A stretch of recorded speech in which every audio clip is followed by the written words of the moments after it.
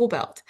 Um, Tamara Copple is a co-founder, co-CEO, and lead business consultant for Grand River Analytics and product manager for nonprofit Children International. She is a community organizer for multiple professional groups, including Kansas City Women in Technology and IIBA. Always a business analyst at heart, Tamara helps you identify, articulate, and develop opportunities and solve your business problems. So without further ado, I will hand it over to Tamara. Thank you so much for being here with us, Tamara. Thank you for having me, Randy. It's good to be back. Um, I- Everyone, tonight we are here to talk about something pretty fundamental, questions, and the kind of questions that we all are asking each other as business analysts and asking our stakeholders as we move throughout our day. Randy gave me a fantastic introduction, so let me just add that please feel free to call me Tam. Several people have picked up on that in the chat. It's much easier to remember if you know someone else with my name. So just call me Tam. It makes things easy. I am also easy to find on LinkedIn. So I am happy to connect at any time. And let's see here. Got to get the thing going. Here we go. All right. Tonight, I alluded to this a moment ago, but I want to challenge you. This conversation is going to work much better if you challenge me and ask me why I've chosen the questions that I'm going to talk to you about. If you have some other ideas of what are your go-to questions. And so at the end of this, I will do my best to keep the mic open, but in the meantime, do feel free to put it in the chat. And if I don't catch your comment right away, I will scroll back up through the chat and try and make sure I catch everyone's comments.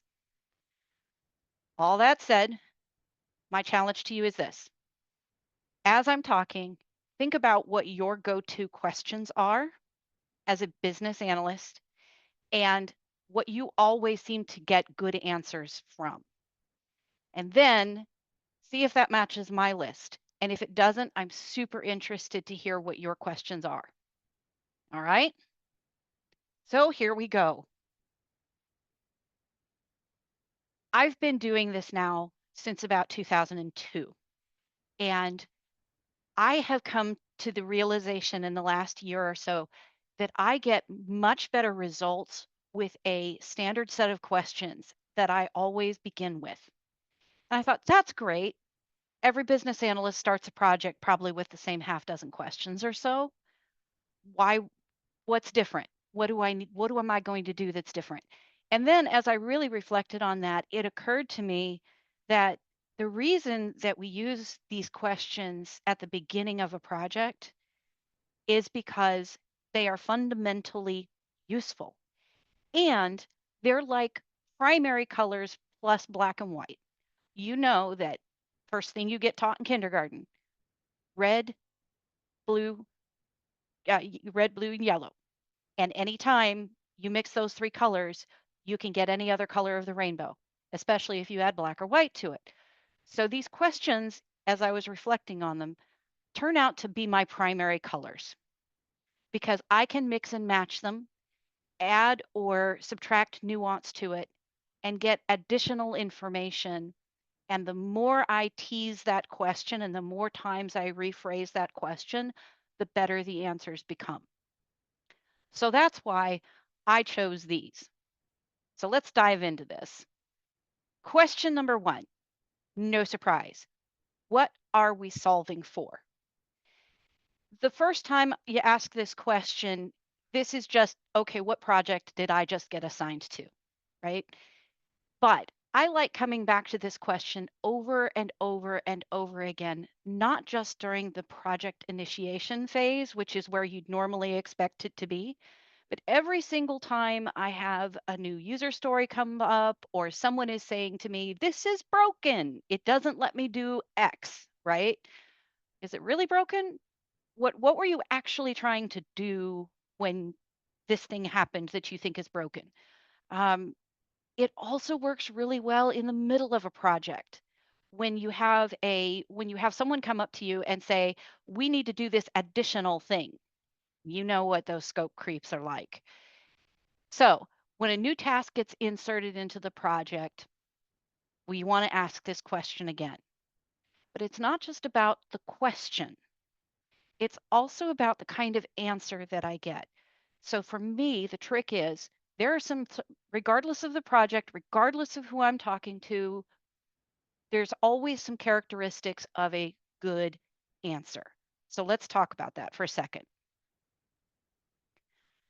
A good answer to the question, what is the problem that we're solving for? Or what is the opportunity that we're trying to take advantage of?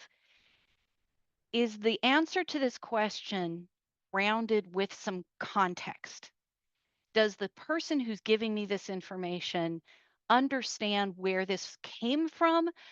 That it demonstrates a depth of knowledge, that they know what they're talking about, that they've thought through the problem, maybe that it's been bothering them for a long time. They didn't just wake up this morning with wild hair and say, let's go start this thing. All right. That does happen, and I'll address that in a second.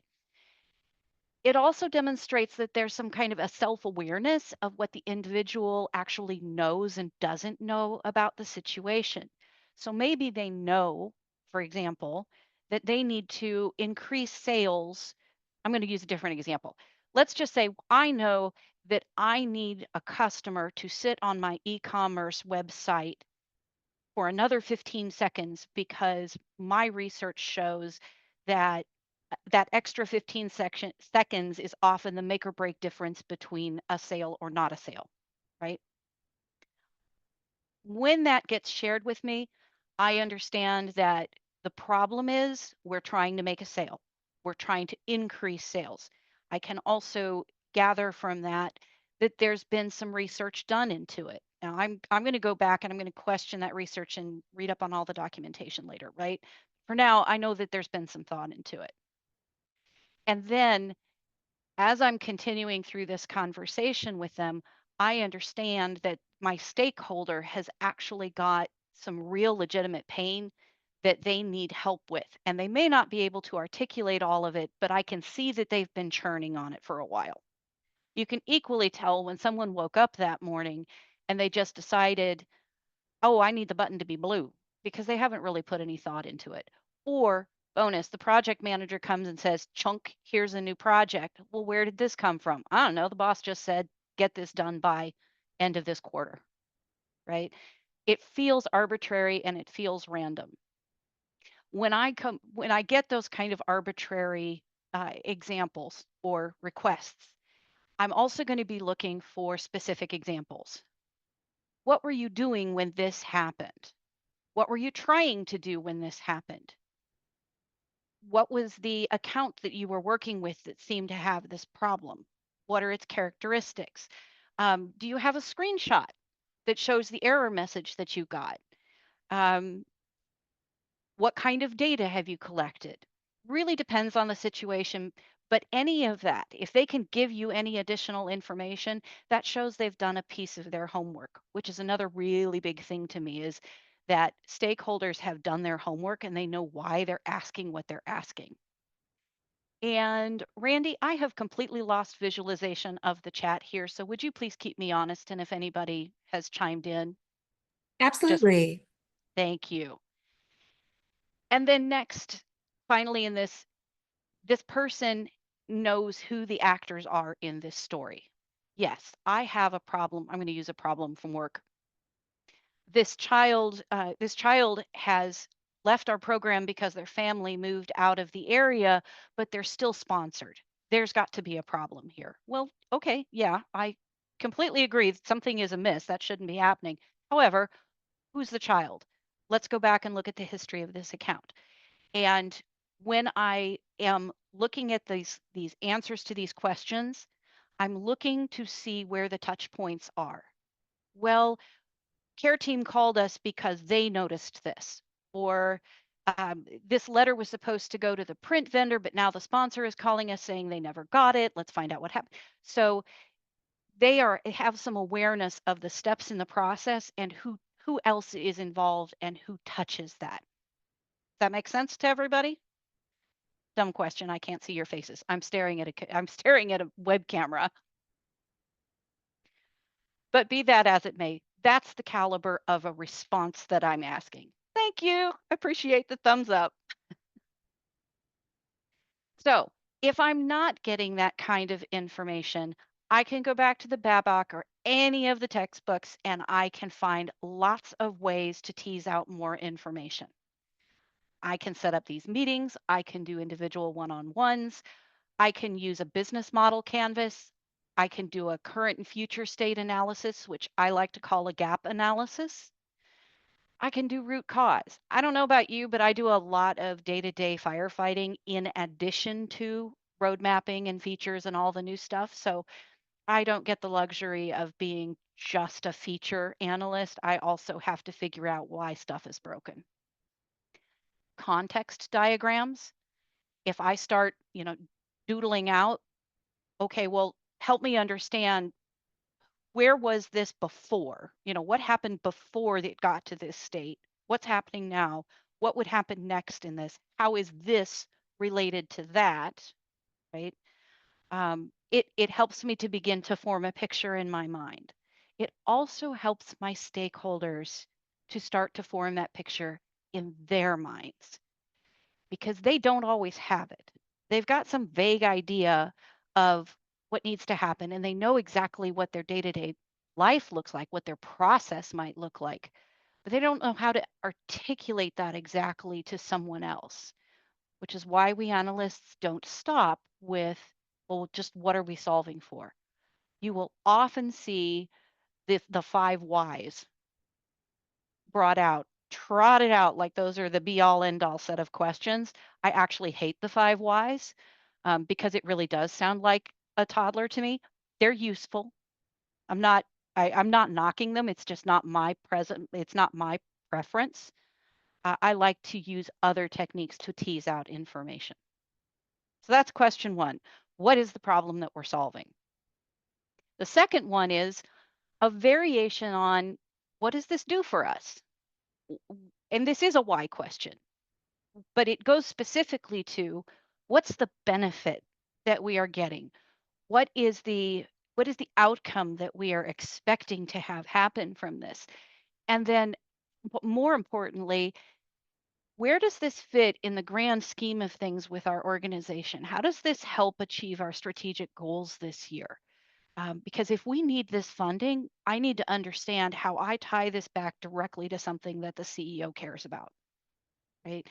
It's not enough to say, well, this came down from XYZ vice president. I have to know why was it on their roadmap? And then if I understand why it's important to the C-suite, I can also add additional context and I can ask better questions from that. So I not only like to use the what is the immediate benefit that this gives us, like it keeps a customer on my site for 15 more seconds, right?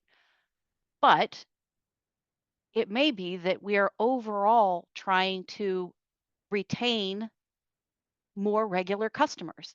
And that 15 seconds isn't the real issue at all. The real issue is that our customers are not having a good experience in their e-commerce purchase, right? So there's more to it. There's an immediate benefit and there's a long-term benefit, and in between we have to kind of understand how this all fits into the grand scheme of the company, right? So, in a meaningful answer in this context, I'm going to be looking for their understanding of what value they expect to get out of it. My my stakeholder should understand. Not, I don't expect them to know an ROI, but I would expect them to say, when this is done, I would expect to see sales increase by, I don't know, 5% in the first quarter and 10% over year end, right? They've put some thought into that. Um, it identifies both the direct and the indirect beneficiaries of this work. It's not just a user thing or it's not just a sales experience.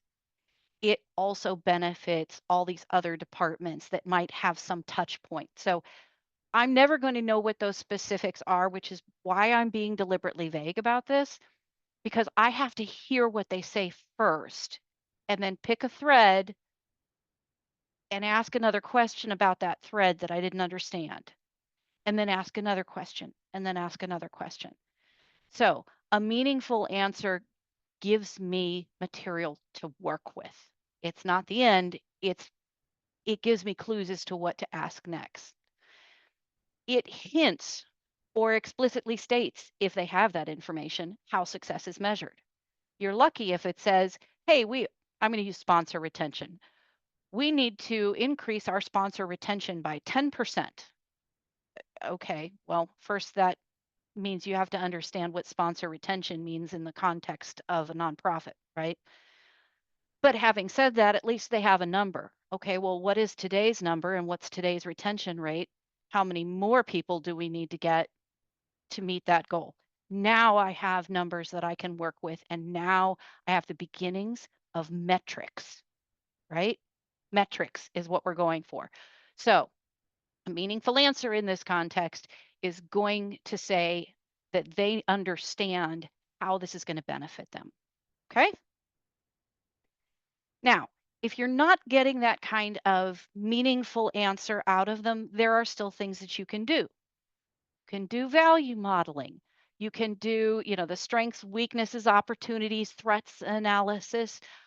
My personal go-to is process modeling. I I cannot tell you how many times in the last 4 years that we've been doing a major migration from our legacy CRM system to our brand new dynamic CRM that I've made them sit down and say, what is step one? Then what happens? Then what happens? Then what happens? But what if, and then you go down another rabbit hole. Process modeling is my number one go-to technique that I love. Um, and I use that because it's a handy dandy visual as people start thinking through, oh, wait a minute, and then it has to go to this other team. But then it might get kicked back to us. Okay, well, when does X, when does this get kicked back to you? What does that mean? What's the action you have to take? You can always get more information. And then impact mapping. For example, who is going to need to be trained on how to use this? Who is going to see a different experience? Does this make it easier or harder for, it's easier for the end user, but it's harder for accounting. Okay, then are we on the right track or do I need to continue asking questions? Right? All this is doing is giving me a set of tools that I can use to try and get additional information. Okay, next one. What does success look like? This is flat out acceptance criteria. This is flat out, I want to know what you're seeing in your head when you tell me you want a blue button. What is this doing for you? And if I make this button blue, because after all of this discussion, you still want that button to be blue. Okay. What do you expect to have happen as a result of that? And as you start to help them construct that picture in their mind, your stakeholders, you want them to tell you a story. And I'm going to come back to the e-commerce site. When my customer comes onto my website, I want them to continue clicking around and finding more stuff that I want them to buy.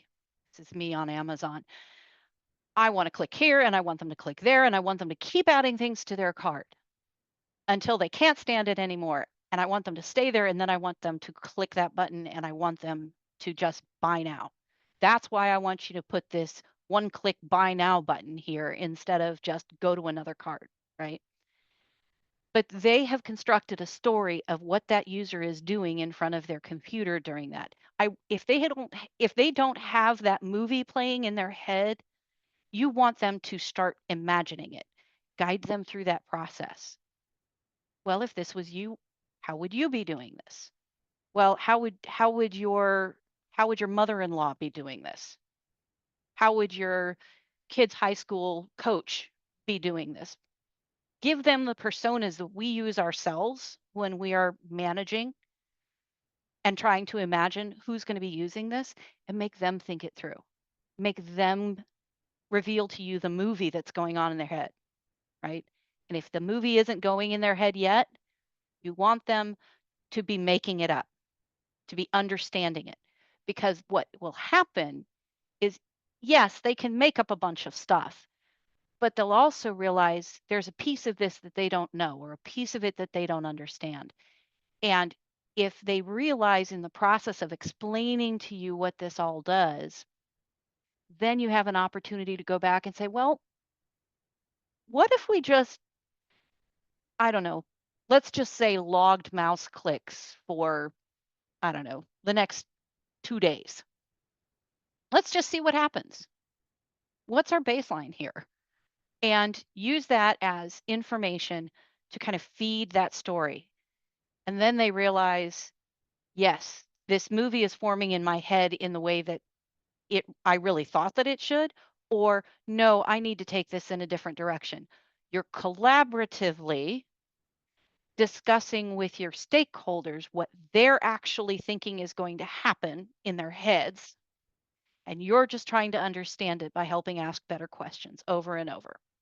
So, all the feels. What does it feel like? What does it sound like? What does it look like? Um, when I say, what does it look like? What were the sales? How long should this take? What what might prevent someone from successfully finishing this? Give you an example.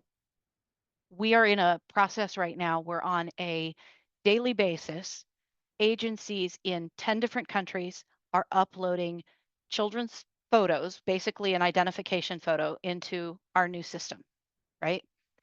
And if the agency user in the process of uploading 500 photos at once gets a timeout error and they don't know where that process bombed out, in the first place, it's an issue that the process bombed out to begin with because we don't have enough bandwidth to support uploading 500 photos at once.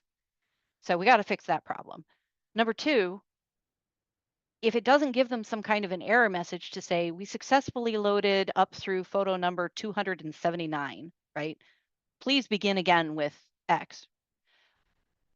We are not really understanding that experience. What I'm trying to do is understand that this user needs to upload a bulk amount of photos and it needs to happen in a short enough amount of time that they don't feel like their computer froze on them, that they don't decide I'm going to click this button and then I'm going to go off and make lunch the way that I used to do when I booted up my computer that had Windows 3.1 on it.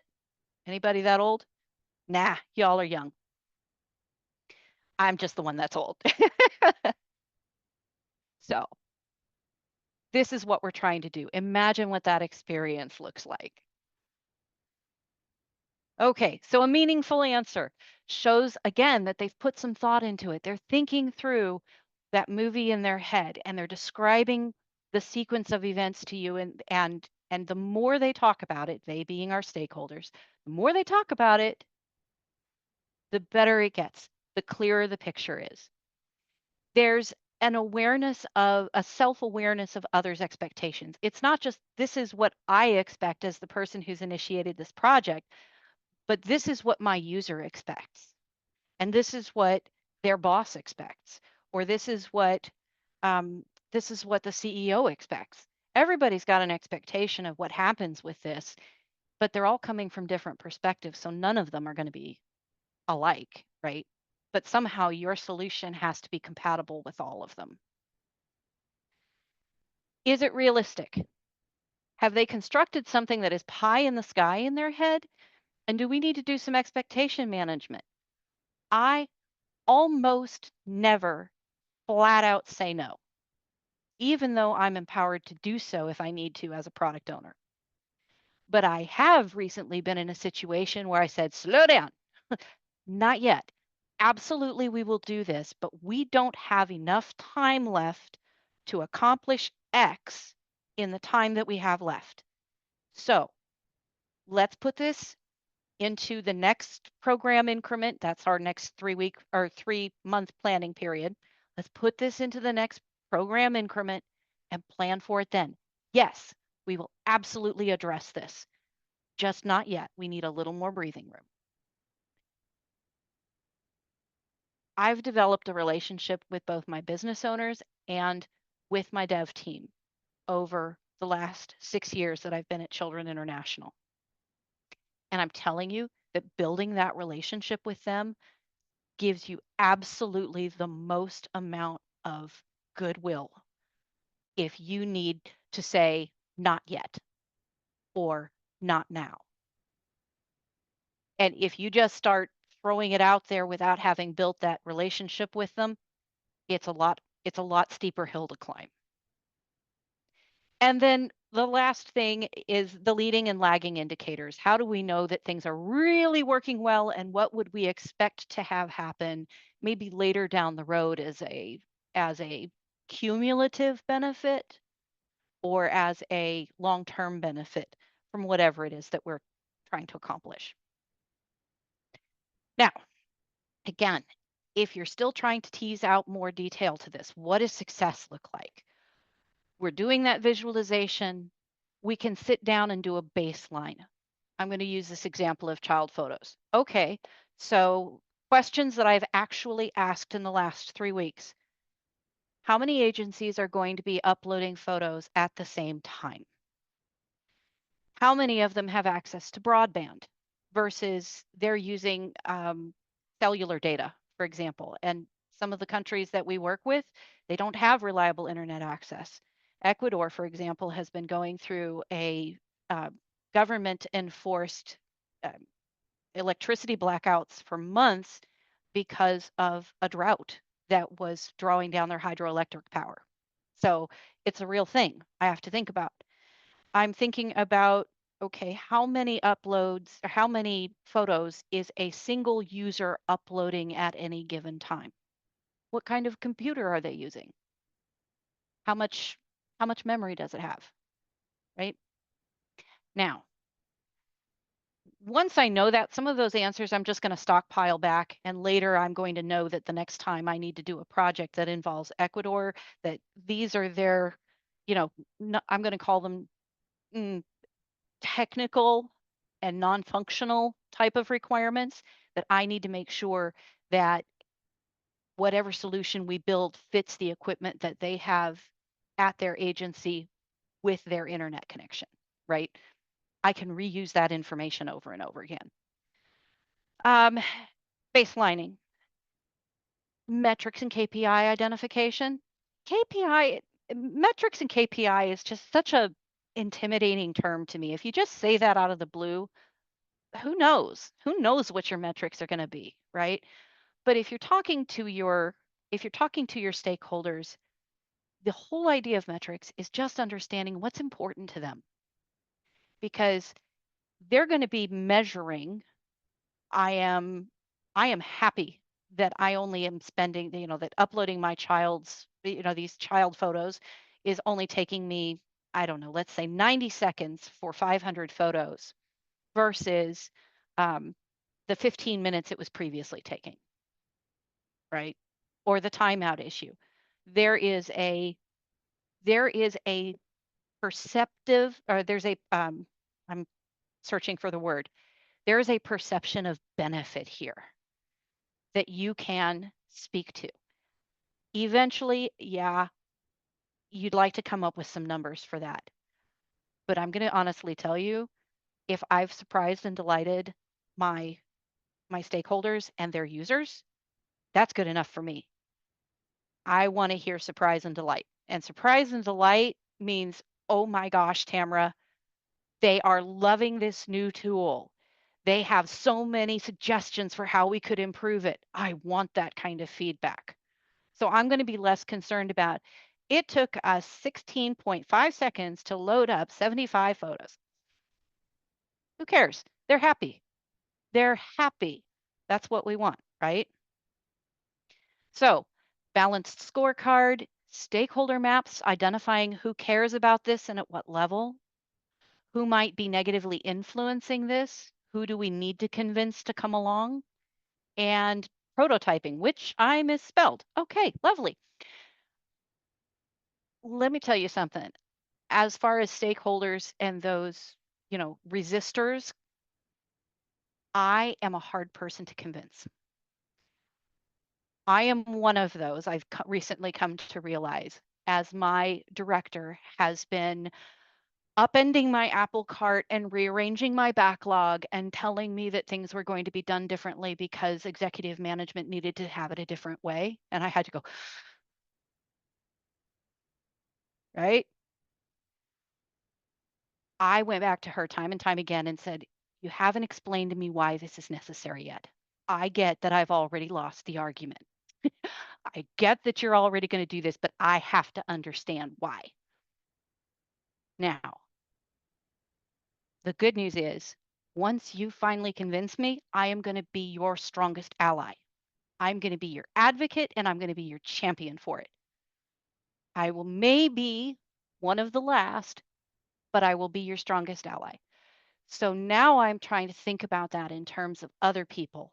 And when I see um, the person in the corner who never wants to talk, who always has, or the person who always has something negative to say, if that turns out to be the person that I need to convince, then I'm going to spend some effort doing that because I'll bet once I turn them around, they'll do for me what I know I can do for my boss now.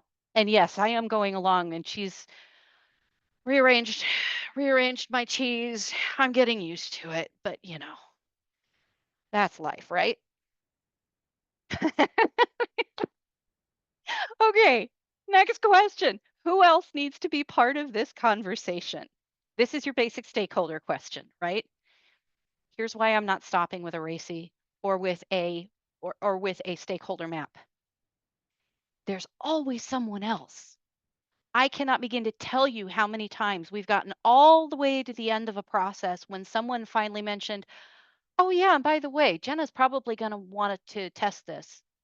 And I'm like, who's Jenna and why is she going to want to test this? Oh, well, because she's in charge of print and this is going to eventually be sent in the mail and we have to send everything through our print department. Okay, right? After the first time or two that I accidentally left her off of an important conversation having to do with material that is printed and mailed, I just began to ask the question up front. By the way, does this have anything to do? Is there anybody else that should be involved in this conversation? I don't know. Is our sponsor administration department got any role to play in this? Does this touch global philanthropy at all? And by the way, has anybody talked to Jenna about this? Do I need to include her? I can guarantee you 7 out of 10 times, I need to include the print production team. You'll learn after you get your fingers burned a time or two that you ask that if that person needs to be involved near the front of the project, not at the end. So in doing this, I'm also trying to tease out who else needs to be part of my process modeling because they likely have a different perspective on it, right? Um, who's going to use this?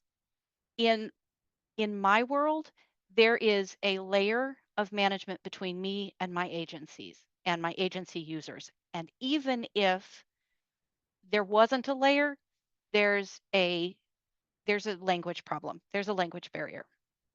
I've been trying for 3 years now using Duolingo to teach myself Spanish so that I could speak to my development team. And I can get past good morning and how are you? I'm fine. It's cold outside. And then I've about reached the limit of my Spanish, but I can read it really well. I just can't speak it for the life of me. Right. So I have to rely on other people in between me and that end user to tell me what their experience is and to facilitate that. Right. So who manages it? Who uses it? And how am I getting to that information if I am 2 or 3 levels removed from it? Okay, meaningful answers to my stakeholders. Does the person that I'm talking to understand how what they're asking is going to affect the person upstream from them or the person downstream from them or the person that they have nothing to do with? Right? Have they got some kind of a situational awareness that there's other people within their ecosystem, right? It acknowledges key roles. who are the key players in this beginning to end process? Who cares that there's a buy, one click buy now button. All right. Well, if we have one click buy now button, then that means that there's going to be a bigger, let's just say there's a higher impact on speed at which orders are coming in. So we need to make sure that someone downstream in the warehouse is aware of that and they're able to receive it at whatever volume we're expecting. I don't know. I'm making things up as I go here. And I do that because all of you work in a different place than me, and I have no idea what your use cases are. And I can tell you all day long about my nonprofit use cases, and it will mean less to you. Kind of relying on you at this point to contextualize this in your own minds and with your own situations. I'm seeing hearts, I'm seeing thumbs up, so I love that you guys are at least reacting. Thank you so much. I know there's people out there. Hey, okay. Um, and also the stakeholder questions, a meaningful answer is going to demonstrate that the person I'm talking to has some kind of situational awareness of the dynamics of the situation. There are some very touchy, sensitive projects, and then there are some that are just pretty run of the mill. Does this person know which kind of project that is? And it's better now that I know that this is kind of under wraps because there's a specific timeline for making a certain number of announcements to do a thing.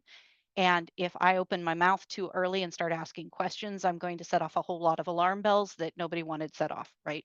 So I need to understand the dynamics of the sensitivity of the situation. Maybe it's not sensitive at all. Most of them aren't, but I have had occasion to work, and I'm going to give you the example of COVID.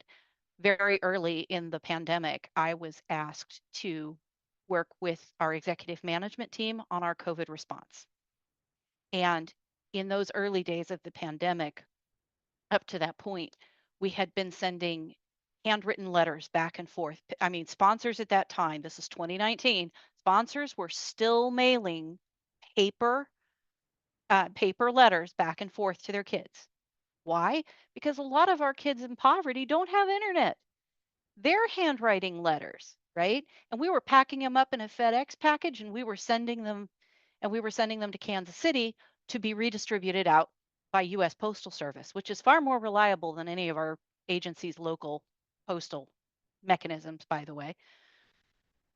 But when the pandemic hit, suddenly our sponsors weren't getting their kids' letters anymore. So we had to figure out how we were going to manage that and what our response was going to be to that. Simultaneous, there was also the HR COVID response. How are we going to handle, I don't know, let's say one of our coworkers gets desperately ill. Do we share that information? We're a family. We like to know if we're not if we're not seeing so and so in the office that they're doing okay. But if nobody's in the office, how are we going to know if they're on a ventilator somewhere, right? It was, you've been there. It was difficult times. So, sensitivity, situational awareness, teasing out more detail for stakeholders. I do come back to a stakeholder map. I often use a RACI. I cannot begin to tell you how many times, how many other types of people I have taught how to use a RACI. My husband and I recently gave a talk having nothing to do with this at all. And I found occasion to say, this is a perfect spot for a RACI, you know. And he's like, oh, yeah, it kind of is. He's a data engineer, right? So he's deep on the technical back end. And so we pitched this idea and in the talk, and it was very well received. And later he gave a class, and three different occasions in this class that he gave on data warehousing, no less. He said, this is a stage where a RACI would do you well. I wasn't having anything to do with it, but it was my husband that was the one that was advocating for it with a bunch of developers 15 miles away from Quantico. So it's a real thing. Shop talk at home, guys. Shop talk at home. Context diagrams come back in this. Business process mapping comes back in this. You'll see that I'm repeating myself with some of these techniques because honestly, they're multifunctional tools. It's like having a Swiss Army knife. They can apply in so many different places, and you can use them in so many different places throughout your process. It doesn't matter if you're halfway through the project. If you just discovered that Jenna got left off a conversation that she should have been involved in, it's time to pull out that RACI. Okay, what did we miss? It's time to do that. If you haven't done it up to that point, that's the time that you pull it out. And you keep revisiting it throughout the life of your project. So I'm checking my time here, 6:53. Okay. Then finally, what else have we considered? This is the opportunity cost question. This is the why question. I mean, why are you generic you so stuck on this idea? Why is this so important for right now? Well, what else did you try before you came to this conclusion? What if we didn't do this at all? What would be the consequences of that? Um, and again, you can use this both at the beginning of a project, but I use it every single time someone comes to me from my business team and asks me for a new user story. And in the last 4 years, as we've been doing this major replatforming effort that I alluded to a few minutes ago, at every single phase, we've had to take things that we said were MVP and strip them out because we don't have time. They really are MVP, but they're not as MVP as we thought. And ultimately, we got to a point where management just said, we are pulling the plug on this old system on this date. You better figure out how you're going to get off of it. And at that point, I returned back to a question that was asked the first day of the pandemic. If all of our computers shut down and our system completely died, and we had to go back to managing child sponsorships with paper and pencil, how would you do it? That's your MVP. The reason why that's your MVP is because that's an extremely manual process. So you, as the business team, are naturally going to find what can be stripped away so that we only have to do the essence of that task so that we can accomplish more and continue to serve our customers. So with that mindset, I I've refined that over time, but I always come back to, okay, do we have a workaround for this? What is that workaround? Is that a workaround that ultimately could work for a long time? So we should really push this thing to the backlog and see if you really need it? Or does it have to come back right now? It's a very it's a very stark exercise, but I like it because it's so absurd. The idea of someone saying, well, what if you had to go back to doing this with paper and pencil? Then what would you do? The absurdity of it and doing that thought exercise not only kind of makes it fun, and you realize that it's never actually going to happen because this is a computer age, but it makes them think. It makes your stakeholders think about what are the essential tasks, what absolutely has to happen. So that's one thing I like to do. Meaningful answer in this case is going to clarify how they arrived at whatever conclusion they came to. It again puts they've put some thought into this, and it illustrates things that they might not have considered. Well, if we had to go back to doing it in paper and pencil, I suppose we would get rid of this aspect of it until later. Great. We're going to put that little piece of it in the backlog and we're going to come back to it. So let's keep going, right? That's what I mean when I say let's just keep stripping this down to its essence, and then that helps me break down my user stories in an agile context or my requirements in a waterfall context. It helps me break it down so I can give my developers work that they can actually accomplish in a short amount of time. Techniques for teasing out more detail in this. Let's do some brainstorming. Let's do some prototyping.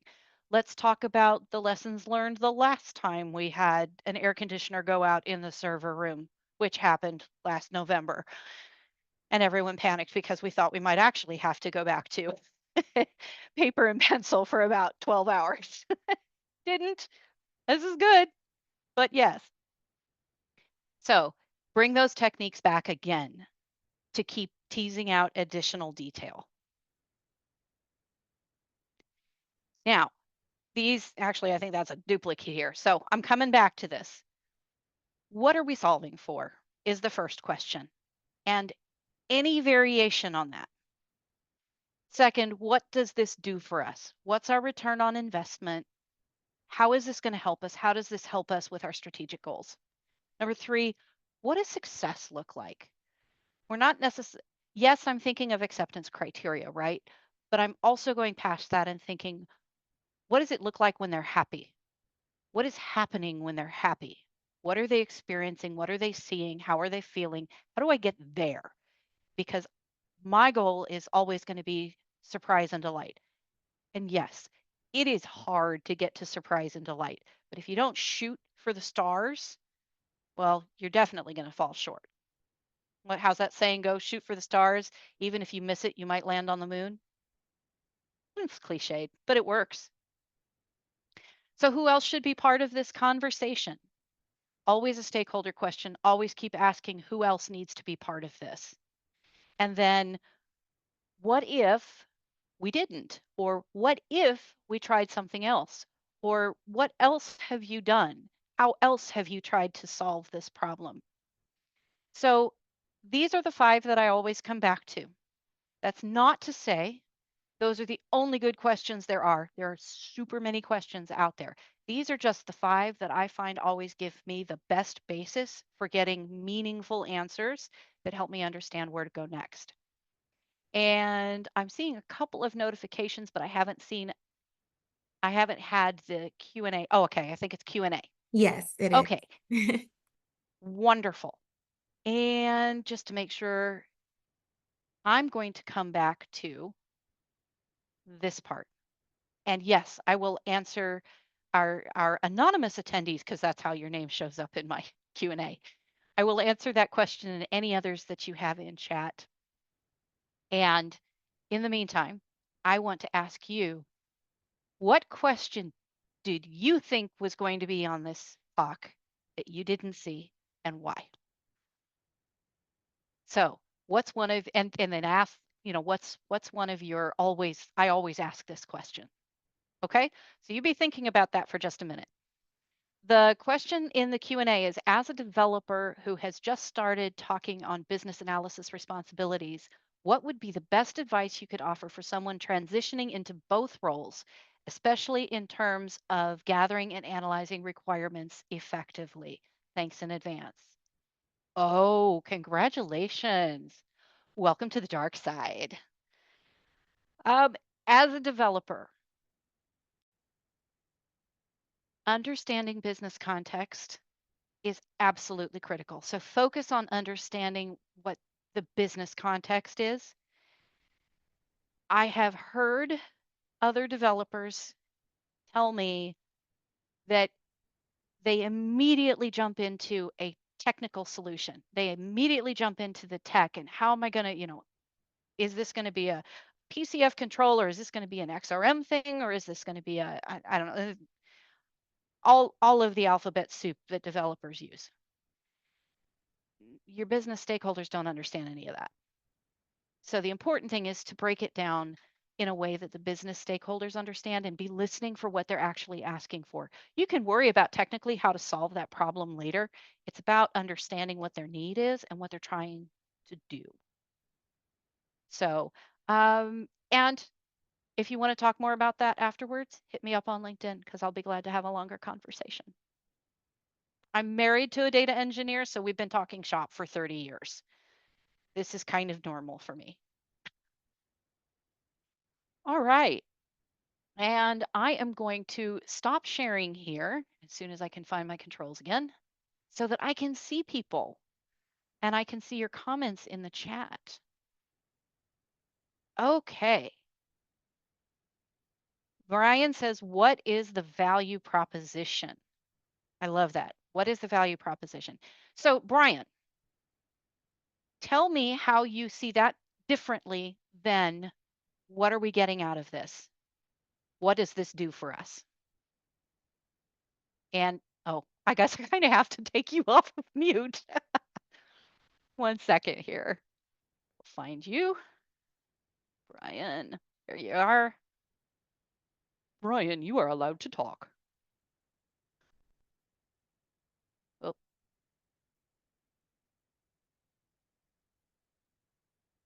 promote to panelist, rename, remove. Yep, there. You good to go, Brian? I think so. Yay, I hear you. Okay, Okay. bring it. So mine is what's the value proposition, which I think you kind of had as sort of a paraphrase of your first one. But that's always my go-to is, what's the value proposition? Because I want to understand what's your reason? What are you trying to accomplish? What are we trying to achieve as the end result? So it kind of wraps up several of the comments that there are several of the questions that you have there. But to me, that's the one that I always have to understand because if I'm not aligned with my stakeholder in terms of where we're trying to go, in achieving that end result or that end value proposition, then that's what really is what I'm looking for. Awesome. And here's why I don't word it in that way. Not everybody understands what I mean when I say, what's your value proposition? We can argue all day long whether or not they should. The fact is, when I talk to my average stakeholder who is who has a grounded basis in nonprofit, right? They use different language. So what I'm trying to use is a language that is common to all of them. So you and I understand as analysis professionals what a value proposition is. It makes it more kitchen table friendly if I say, what are you going to get out of this? And Absolutely. that's why I word it differently. But that's a good question. Yeah, absolutely. All right. Um, Adrienne said, I hope I'm pronouncing it correctly. Adrienne says, what is your biggest pain points and what is your ideal future state? I like the biggest pain points question. That assumes that there is pain, right? And yes, if I've got bugs and stuff like that, yeah, there's some pain. But it's a little weird to go to what are your pain points when they're actually saying, "Hey, this is going to be a cool new feature." Give you an example. We've been tossing around for a while now a way to help our staff be more efficient in delivering programs to our kids. And if they're tied up in it in administrivia, collecting information and stuff, they're not out there delivering the programs to as many kids as we might be able to reach otherwise. So we've been tossing around the idea of a family submission portal, basically just a form where periodically our family members, when they need to update their address or submit a photo or write a letter, they can log into that portal and submit a form and it goes immediately into our system, right? That'd be great. That's not a pain point. They've never they've never known any other way. The agencies never known any other way than collecting the information by going and interviewing families, and the families have never experienced it any other way. That's a thing that happens in the United States where we have the benefit of technology, right? So, not to say they don't have technology in other countries. Sorry. Sounds bad. In the specific areas that my company works in, we specifically work with at-risk families. So, rough areas, no internet. That's my context. So, I don't say pain point because they've never known any differently. They don't know they're in pain. But if we suggest to them something cool or they suggest for themselves something cooler, it's just amazing. Wouldn't it be cool if? And now they're enthusiastic about it too. I love the biggest pain point question. I like it situationally. What is your ideal future state? That is another variation of the gap analysis. What does it look like today and what do we need to look like in the future? So helping them to vision that, absolutely right on point. And then Randy, how does this align with our strategic goals? Although this likely falls under what does this do for us? And yes, I totally agree with you. Some companies, it's much harder to draw that line between yourself and the CEO and the company's goals and what we're trying to do than it is with others. I am very blessed in the sense that I can draw a straight line from the work that I'm doing right now to the work that matters to the kids. Even though I'm behind the scenes and not working directly with the kids, I can draw a straight line to show how my work day to day makes a difference in the lives of kids. And not everybody gets that lucky. So aligning with strategic goals is certainly important. And bonus, as a product owner or a business analyst, if you know what those are, that makes you an advocate. That makes you an ally to say, my dev team, your work matters. We know you, we see you, we appreciate you. This is how we know your work matters. And who doesn't like to hear that now and then? That your work makes a difference, right? Okay, who else? Who else has a question that you think maybe was going to be that I was going to talk about that I didn't? I know I've kept you late. This was awesome. No, it doesn't even feel like we're we're over. I am happy to hang around for a few more minutes, or Randy, I'm finished with the presentation. I really appreciate all the people that were here tonight. I think we've only lost 2 in the whole course of the evening, so I appreciate that all of you have hung around late with me. Honolulu, I don't know what time, but it's I tomorrow, know. right? It's like, yeah, Is it tomorrow, crack two, of dawn or something? 2 or 3 or something. I don't know. Thank you so much for being here, everybody. And please, again, reach out to me on LinkedIn. And Randy, I will share my LinkedIn profile with you and I will share a PDF of this presentation. And if you would Perfect. please send it out. Yes, I Yeah. absolutely will. And thank you so much, Tamara, for coming again to the South Florida chapter. We always love to have you, and we always find so much value in your sessions. So we hopefully you'll come back again soon and share with us all your experience, which I always love hearing your stories about Children International and all the things you're doing. And I would be remiss if I didn't put in a plug, children.org. It could not be an easier website to find. Children.org. Awesome. Just take a look at all the stuff that we do. I'm very, very lucky to work there. So, Yeah, it's really right. inspiring. Thank you Thank you so very much, much, Randy. Tamara. See you All soon. right. I'll be in touch with you actually shortly after this. That sounds great. All right. Thank you so much. I'll talk to you Thank all later. you. All right, bye. Bye.